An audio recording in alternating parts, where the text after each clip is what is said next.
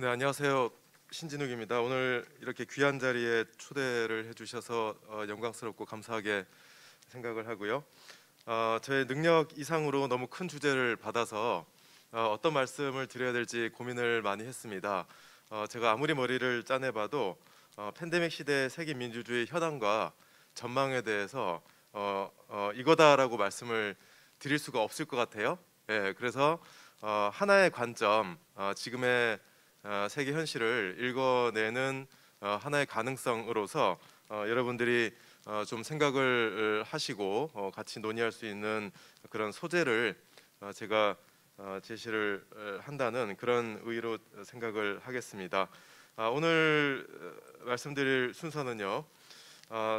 첫 번째로 세계 민주주의 장기 추이에 대해서 여기 이제 뭐 장기 추이를 전체적으로 말씀을 드린다라기보다는 오늘 큰 대회의 주제가 노멀과 뉴노멀이지 않습니까? 근데 저는 현대 정치의 역사 또 현대 민주주의의 역사를 어떤 노멀과 어브노멀의 또 올드노멀과 뉴노멀의 그런 관계로서 바라보는 것이 현실의 어떤 그런 복잡성을 보지 못하게 만드는 그런 측면이 있을 수 있다는 생각을 해서요. 장기 추이를 어떻게 봐야 될 것이냐 먼저 말씀을 드리고요. 그 다음에 이어서 이제 그런 관점에서 21세기 민주주의의 새로운 위험에 대해서 제가 주목하고 있는 부분을 말씀을 드리겠습니다. 이것이 필요한 이유는 지금 우리가 그 다음에 나올 코로나 위기와 세계 민주주의, 그 다음에 코로나 이후 시대의 글로벌 민주주의가 어떤 방향으로 갈 것으로 우리가 전망을 할 수 있는지, 이런 이야기를 하기 위한 전제가 코로나 이전에 세계 민주주의가 어떤 상황에 있었는지에 대한 토론이어야 한다고 저는 생각을 합니다. 그래서 그 지점에 대해서 두 번째 말씀을 드린 다음에 코로나의 발발 이후의 상황에 대해서 말씀을 드리고요. 맨 마지막으로 한국 민주주의에 대한 함의는 짤막하게 이제 저의 이어서 서복경 선생님께서 상세히 말씀을 해주실 예정이니까요. 먼저 세계 민주주의 장기 추이를 우리가 어떤 관점에서 봐야 될 건지 제 의견을 말씀을 드리겠습니다. 여기서 제가 강조하고 싶은 부분은 현대 정치의 핵심은 민주주의다. 그 다음에 민주화가 된다라는 것은 정치 체제가 정상화되는 것이다. 이와 같은 관점이 현대 정치에 대한 일면적인 관점이라고 저는 생각을 한다라는 그런 말씀을 드리고 싶습니다. 곰곰이 생각을 해보면 우리가 서구의 선진적 민주주의, 시민혁명이 일어나서 일찍이 민주주의 체제가 정립이 되고 그동안 쭉 지속이 되어 왔으나 한국은 뭔가 많이 뒤처지고 예외적이고 일탈적인 사례로서 그동안 군부 독재와 일제 강점과 등등등등을 겪어왔다라는 그런 스토리가 우리한테 익숙해져 있습니다. 하지만 우리가 현대 정치사를 그 다음에 혁명사를 곰곰이 들여다보면 일찍이 수세기 전에 민주정이 들어서서 중대한 제도적 단절 없이 계속 이어진 나라는 몇 나라 안 된다라는 그런 점을 우리가 기억을 할 필요가 있고요. 그래서 우리가 민주화의 제3의 물결이다 이런 이야기들을 하지만 이와 같은 민주화의 과정이 어떤 예외 상황으로서의 독재의 종식에 대비되는 것으로 이해를 해서는 안 된다라는 거. 그럼 이게 뭘 의미하느냐면 독재와 권위주의와 국가폭력과 학살과 고문과 이와 같은 것들이 현대 정치에 언제나 있어 왔고 우리가 민주주의 정치 체제가 유지되던 시기라고 이야기하는 그 시기, 그 지역에조차도 언제나 민주주의에 대한 위험이 존재했다라는 사실을 망각해서는 안 되겠다는 말씀을 드리고 싶습니다. 그래서 여기 이제 그래프를 보시면요, 위에 점선으로 되어 있는 게 민주화의 물결들인데요. 민주화의 물결이 첫 번째 물결, 두 번째 물결, 세 번째 물결, 그 사이사이에 권위주의화의 물결이 올라갑니다. 그러니까 우리가 정치학자들이 지도를 그릴 때 민주화의 첫 번째, 두 번째, 세 번째 물결을 그릴 수 있는 것처럼 그 사이사이에 권위주의화의 물결을 마찬가지로 그릴 수 있다라는 거, 이런 관점에서 지금의 위기 상황을 볼 필요가 있다라는 것이고요.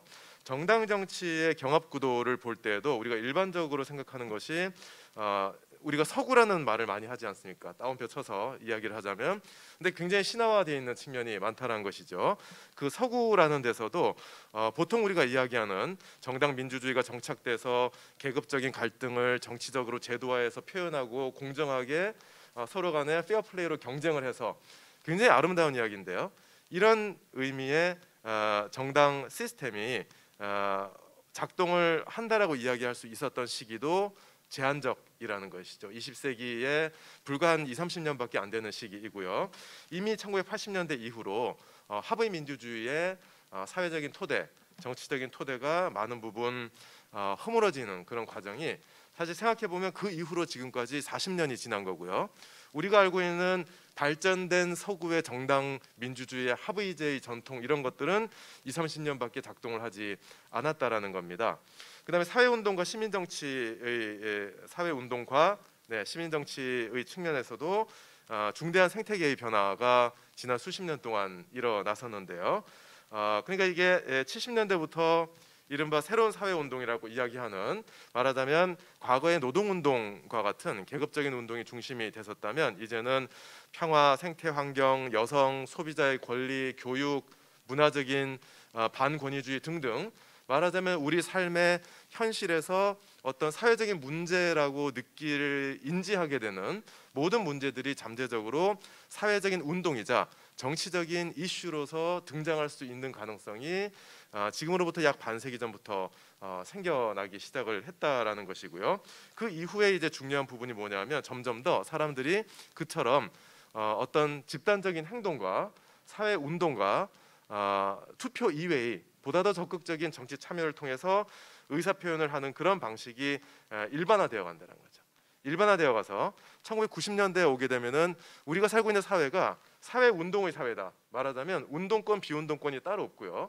점점 더 많은 사람이 그와 같은 운동과 정치 참여 행동에 참여하는 것이 자연스러워지는 시대가 됐다는 것이죠. 근데 여기에서 중요한 포인트가 뭐냐면 거기에 진보적이고 민주적이고 평등주의적이고 이런 사람들만 이런 직접 행동에 참여를 하는 것이 아니라 차별적이고 혐오적이고 권위주의적이고 반민주적인 그런 사회 세력들 역시도 같은 방식으로 과거의 진보적인 사회 세력들이 정치적인 사회적인 의사 표현을 했던 그 방식을 차용하여 행동에 나서는 경향들이 생겨나게 된다라는 것이죠. 그래서 이와 같은 여기 이제 보시면은 폭력적인 그런 저항 항의 행동이 점점 줄어들고요.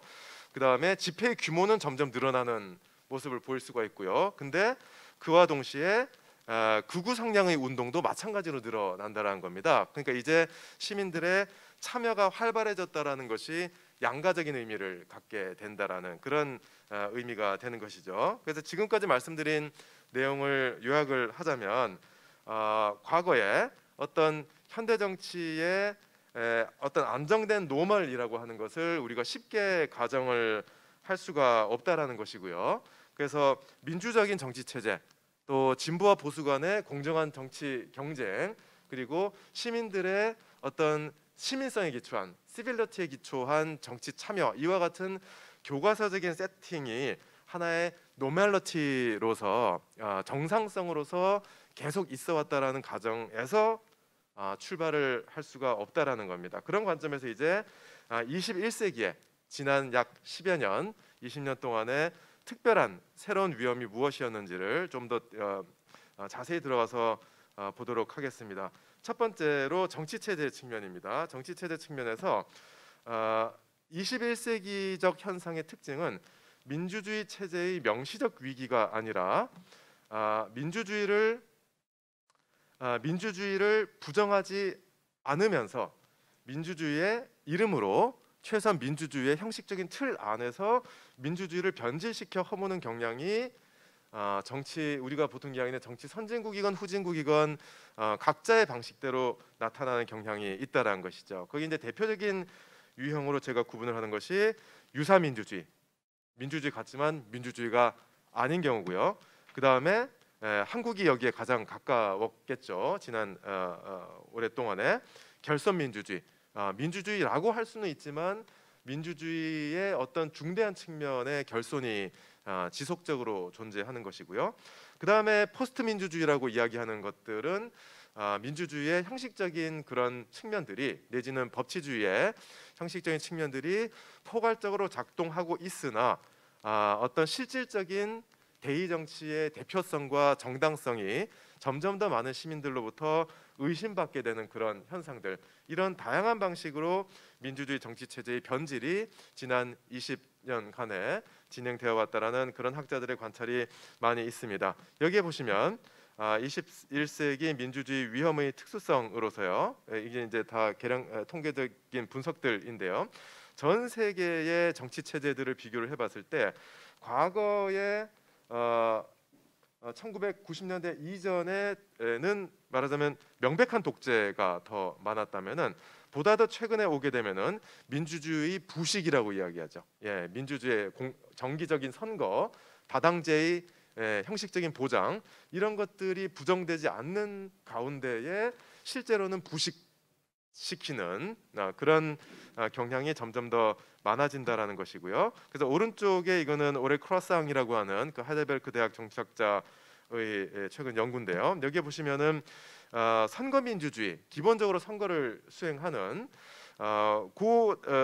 선거 민주주의 체제의 빈도는 완만하게 늘어나고 하여튼 줄지 않고 수십 년간 유지되는 경향을 보입니다. 대표적으로 여러분이 그 프리덤 하우스의 정기적인 조사 이런 것들을 보시면 가장 단순한 선거 민주주의의 그런 척도를 가지고 볼 수가 있는데요. 여기서 이야기하는 요 점으로 되어 있는 게 리버럴 디모크라시라고 하는데요. 한국의 현대사 정치사의 맥락에서 이야기하는 자유민주주의와는 의미가 완전히 다릅니다. 비교 정치학에서 이야기하는 단순한 일렉토럴 디모크라시가 아니라 리버럴 디모크라시라고 하는 것은 선거로 선출됐다는 정당성이 전부가 아니라 그렇게 선출된 정치 권력이 그 권력을 남용하지 않고 시민들의 리버티를 보편적으로 보장해주는 그런 한 단계 더 높은 수준의 민주주의를 단순한 선거 민주주의가 아닌 리버럴한 민주주의다라고 이야기를 합니다. 이 용법이 상당히 달라서요. 그래서 그런 리버럴 디모크라시가 전체 일렉토럴 디모크라시 중에서 차지하는 비중을 보면 오히려 더 떨어진 그런 경향을 보이고 있습니다. 이와 같은 것들이 바로 아까 말씀드렸던 민주주의의 부정이 아니라 민주주의 부식을 통한 위험들이라고 할 수가 있는 것이죠. 그래서 하나의 유형이 경쟁적 권위주의, 여러분 레비스키라고 들어보신 적 있는지 모르겠습니다.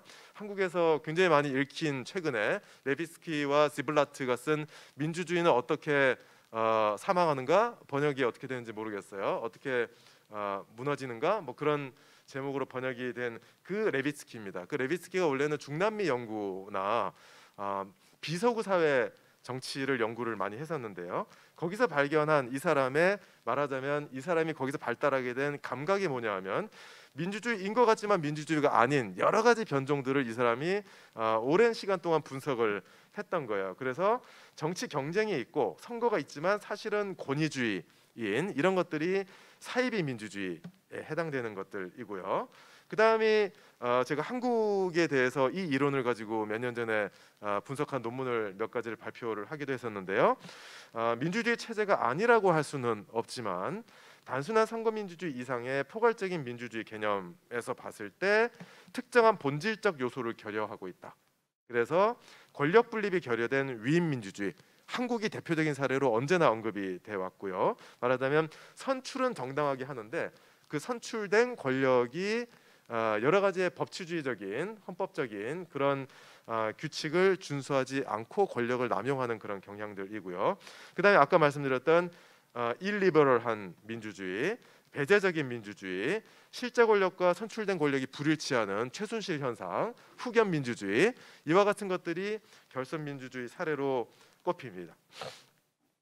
그다음에 이제 포스트 민주주의가 아까 제가 말씀드렸던 그 영국의 사회학자인 콜린 크라우치, 이탈리아의 정치학자인 도나텔레 델 포르트 같은 사람들이 이론화한 의미 있는 통찰이죠. 그래서 실제 이제 정치적인 결정 과정에서 이 가시적인 민주적 절차에 따르지 않는 그래서 우리 사회의 거대 경제 권력들의 비공식적인 영향력이 점점 더 강해지는 현상, 그다음에 정치의 산출, 정책적인 결과의 측면에서 봤을 때에 다수의 유권자들의 이해관계가 배제되는 경향, 이와 같은 것들이 민주주의의 내실을 잠식하고 있는 측면이라고 할 수가 있고요. 그다음에 이제 정당 정치 측면에서도 새로운 이 현상이 나타나고 있는데, 가장 중요하게 제가 생각하는 것이 뭐냐면 정당 간의 경쟁 구도의 복잡성과 유동성이 증가를 하고 있다. 그래서 1960, 70년대 같으면 우리가 알고 있는, 예를 들면 왼쪽으로는 삼인당이다, 노동당이다, 사회당이다, 뭐 이런 것들이 있죠.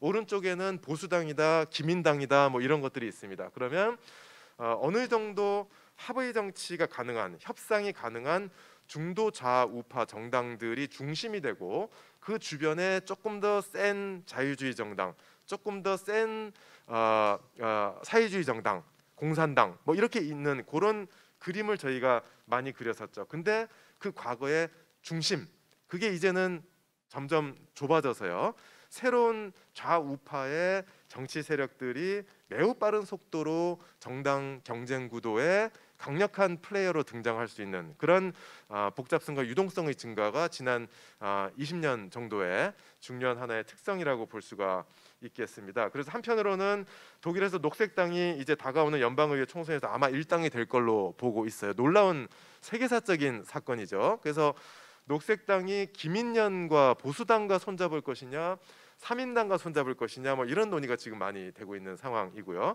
그 반대로 좌우파의 급진 정당들이 집권 연정에 참여하는 경향이 유럽의 대부분의 나라에서 지난 10년 동안에 일어났습니다. 그만큼 민주주의에 우리가 보통 이야기하던 노멀한 상태가 깨진 지가 이미 오래됐다라는 이야기인 거고요.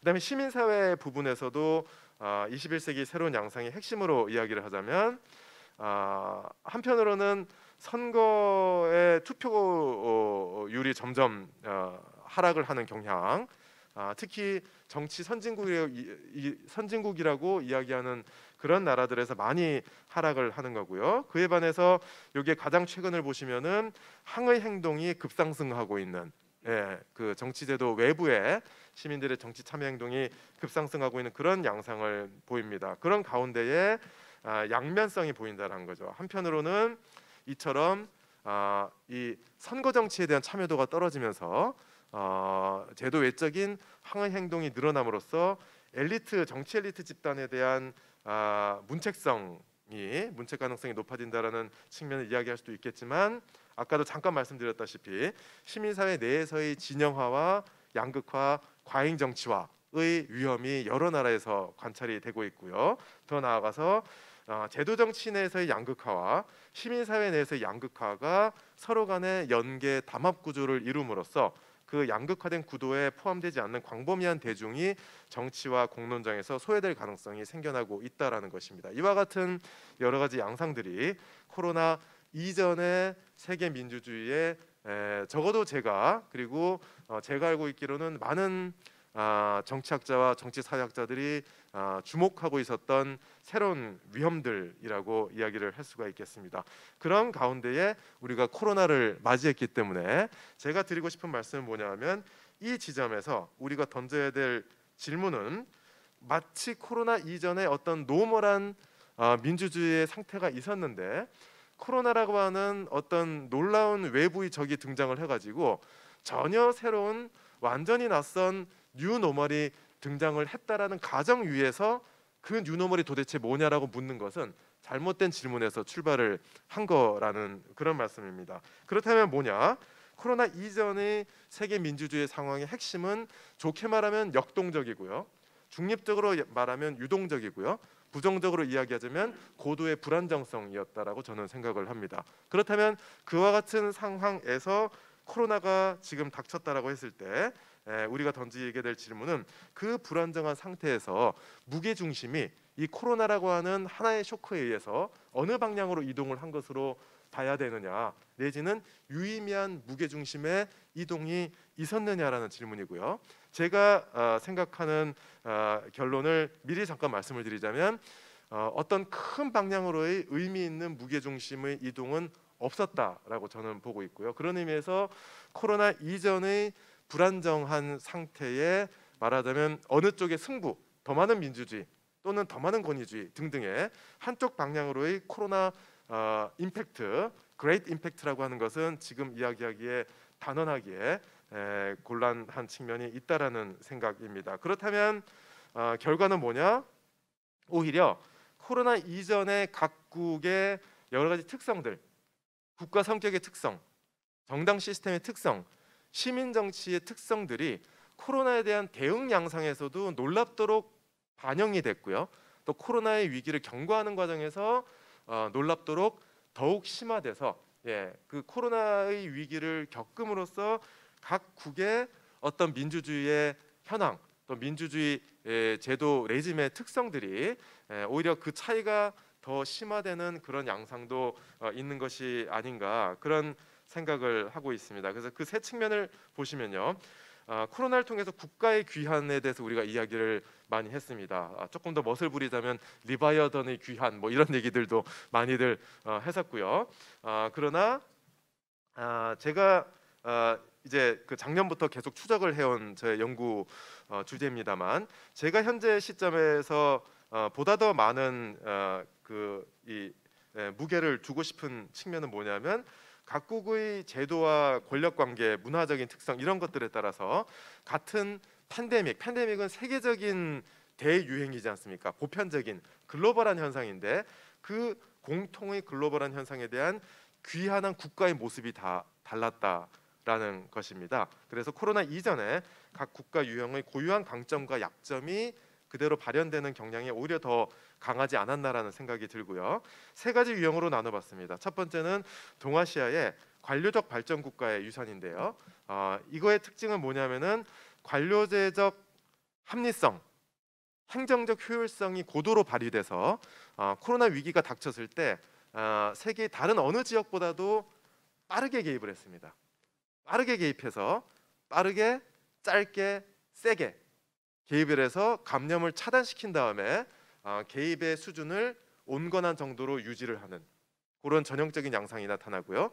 서구의 많은 나라들은 그토록 우리나라에서 뭐 갈아 넣었다라고 뭐 이렇게 약간 그죠? 시스템 말로 표현들을 하는데, 그런 식으로 단시간 내에 엄청난 인적, 재정적, 조직적, 법률적 에너지를 투입하는 것이 가능하지 않은 경우들이 많이 있습니다. 서구의 나라들에서. 그래서 타이밍을 놓친 경우들이죠. 타이밍을 놓쳐서 감염이 엄청나게 확산이 되고 나서야 어쩔 수 없이 이 동아시아 나라들보다 훨씬 더 센 강도로 락다운을 해야만 했던 그런 패턴이 서구의 많은 나라들에서 나타난다는 겁니다. 그래서 동아시아의 여러 나라들에서는 이런 관료제의 기술적 합리성을 즉각적으로 발동을 시켜서 감염을 일정선에서 억제를 시키고 일상적인 경제 활동의 지속을 가장 잘 이루었던 그런 유형에 해당이 되겠죠. 그것이 바로 관료적 발전 국가의 유산이 하나의 강점으로서 드러난 모습이기도 하고요. 그다음에 이제 영미권에서는 신자유주의 위기관리 국가라고 저는 명명을 하고 싶은데요. 신자유주의 국가의 양상이 위기를 겪으면서도 크게 변하지 않았지만, 또 다른 한편으로는 매우 비일상적으로 엄청난 공공 재정을 부어서 위기 대응을 하는 그런 양상을 보입니다. 미국의 경우에 우리가 그걸 많이 봤었죠. 하지만 그것이 예를 들면 미국 사회의 어떤 전반적인 성장 레짐과 복지 레짐의 일말의 변화를 의미하지 않았었다라는 겁니다. 그래서 지금 바이든 집권 후에 많은 것이 변하고 있는 것처럼 보이지만, 저는 조금 더 지켜봐야 될 거라는 생각이 드는 게, 트럼프 정부 하에서 그토록 많은 코로나의 인명 희생이 있었음에도 불구하고 선거에서 겨우 졌다는 사실을 잊을 수가 없는 거고요. 그 선거 직후에 많은 분석들이 나왔습니다만, 트럼프를 과거에 4년 전에 찍었던 사람들 중에 이탈한 사람이 거의 없다라고 나와 있죠. 그래서 앞으로 아메리카가 어떻게 될지 좀 더 봐야 될 부분인 거고요. 그다음에 이제 북유럽의 보편적 복지국가 유형인데, 이거는 인하대 사회복지학과 계신 윤홍식 교수님께서 최근에 아주 중요한 연구를 하셔서 곧 출간이 될 걸로 생각을 합니다만, 코로나 대응에 어떤 특별 추가적인 재정 투입이나 금융 지원 같은 것들이 다른 어느 지역보다도 적습니다.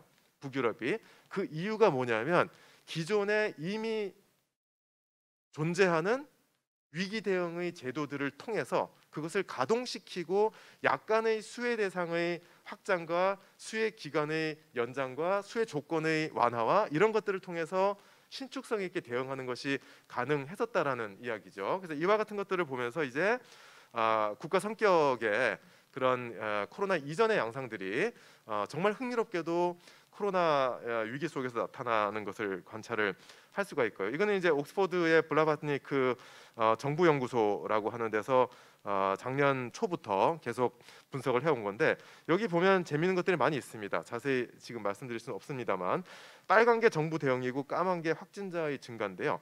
그 중국이나 한국을 보면은 확진이 확 늘기 전에 지금 빨간 게 앞서 있습니다. 예, 앞서 있어서 근데 여기 미국이나 영국을 보시면은 확산이 늘어난 다음에 대응을 하게 되죠. 근데 이게 큰 차이가 아닌 것 같지만 한국은 지금 확진자 숫자가 1000단위 만 단위고요. 여기는 10만 단위 100만 단위입니다. 예, 그래프를 같은 그 어떤 인터벌로 놓을 수가 없어가지고 이렇게 돼 있는데 엄청난 차이를 유발을 하게 된 경우들이고요. 여기 이제 확진자 숫자와 경제 성장률 이런 것들을 봤을 때 한국이나 일본 그다음에 대만은 정말 가장 전형적인 사례고요. 여기 보시면은 확산을 행정적으로 억제를 해서 경제 활동을 노멀한 경제 활동을 가장 잘 유지를 하는 그런 패턴을 보이게 되는 것이죠. 그에 반해서 여기에 보시면은 유럽에서 한국하고는 비교도 할 수 없을 정도로 확진자와 사망자의 숫자가 많은데 코로나로 인한 소득 감소를 경험한 사람의 비율이 10% 20% 이하입니다. 한국에서 조사한 바로는 50%가 넘습니다. 예, 이게 한국에서 잘 알려져 있지 않은 사실이죠. 그래서 여기 이제 제가 속한 연구팀에서 조사한 걸 보면은 가구 소득이 낮을수록 코로나로 인한 소득 손실 더 크고요. 고용 상태가 취약한 사람들이 실직 가능성이 당연히 더 커지겠죠. 이게 말하자면 코로나를 통해서 K자형 양극화가 더 심화되는 그런 경향들을 우리가 볼 수가 있는 거고요.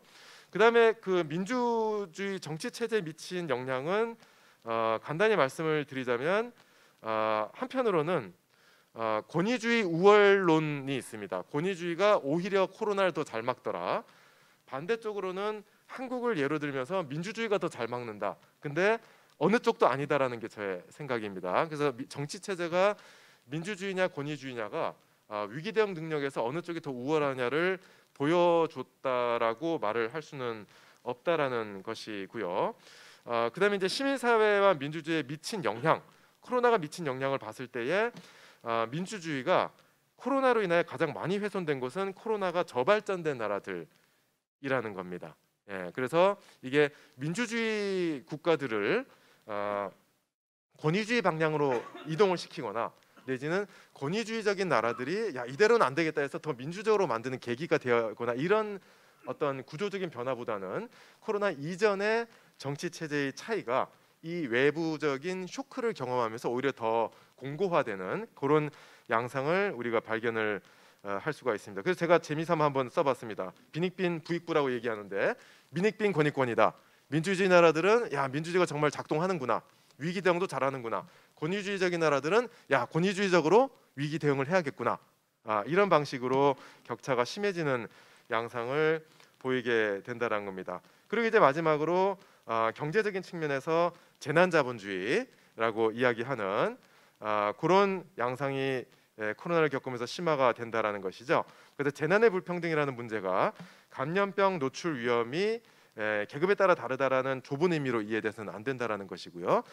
고용이나 소득, 돌봄 등등 여러 측면에서 양극화가 더 심화되는 그런 결과를 낳을 수가 있다라는 겁니다. 자, 그래서 그 글로벌 민주주의 전 지구적인 수준에서 봤을 때에 이와 같은 양상을 마찬가지로 이야기를 할 수가 있을 것 같습니다. 첫 번째로 팬데믹 시대에 팬데믹인데 그야말로 글로벌 거버넌스와 글로벌 민주주의가 정말 거의 작동하지 않았다라는 거, 요 상처가 코로나 이후에도 지속이 될 가능성이 있을 거라는 생각이 들고요. 그 다음에 세계적 수준에서 방금 말씀드렸던 재난자본주의적인 양상이 코로나를 격류해서 더 심화될 수 있는 위험성이 있다라는 생각이 들고요.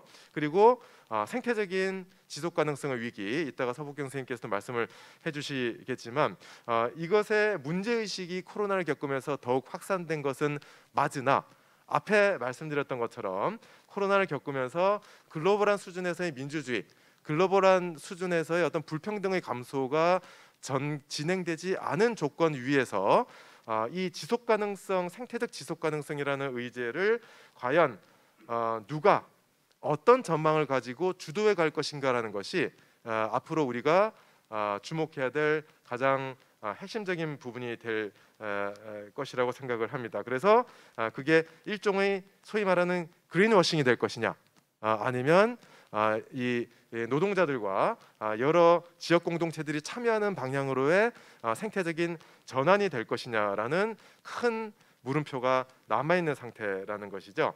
그래서 이제 마지막으로 한국 민주주의에 대한 함의를 봤을 때에 아까 말씀드린 바와 같이 코로나의 위기가 과거에 코로나 이전에 전제했던 어떤 올드 노멀을 없애고 새로운 뉴노멀을 등장시켰다라는 식으로 우리가 접근을 할 수가 없는 것이고요. 오히려 코로나 이전에 우리가 돌아가기를 원할 만한 어떤 좋은 노멀이 있었느냐, 그것이 아니었다라는 것이고요. 코로나 이전에 오랫동안 수십 년 동안 해결되지 않았던 부정적 의미에서의 여러 가지의 올드 노멀 내지는 롱 노멀이 우리에게 지금 더 중요한 문제가 아닌가 하는 생각이 듭니다. 그래서 민주주의의 부식이라는 문제, 그 다음에 어떤 정당 체제의 그런 불안정성이라는 문제, 그 다음에 시민 사회의 그런 어떤 행동주의 확산이 가지고 있는 양가적인 가능성, 이런 문제들이 코로나 이전에 우리 세계 사회가 해결하지 못했던 여러 가지 민주주의의 과제들이었는데요. 지금 우리가 코로나 위기를 겪으면서 그와 같은 문제들이 오히려 여러 측면에서 더 심화된 것을 경험을 했기 때문에 코로나라는 큰 위기를 우리가 겪으면서도 이제까지 우리가 안고 있었던 여러 가지 정치 사회적인 문제들에 대한 근본적인 성찰과 변화를 이루지 못했다라는 사실이야말로 앞으로 포스트 코로나 시대에 우리가 민주주의의 관점에서 가장 중요시 해야 될 성찰의 주제가 아닌가, 그런 생각을 해봤습니다. 감사합니다.